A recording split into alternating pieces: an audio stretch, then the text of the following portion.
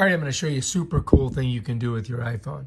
The back of the iPhone has the ability where you tap it twice or 3 times and it'll open up whatever application you want to be using. And the way you do this is you're going to go to Settings, and then you're going to go to Accessibility here, and you're going to click Accessibility, and then you're going to go to Touch, and then you're going to slide all the way down to Back Tap. And then you're going to click that, and then on the double tap you're going to click here, and I'm going to make it my camera because that's the thing I really like to do. And I'm going to go back, and I'm going to go triple tap, and I'm going to make that a screenshot. If I can find it here. Bam, that's a screenshot. And now we get out of there. And now watch, I'm going to double tap it on the back, right?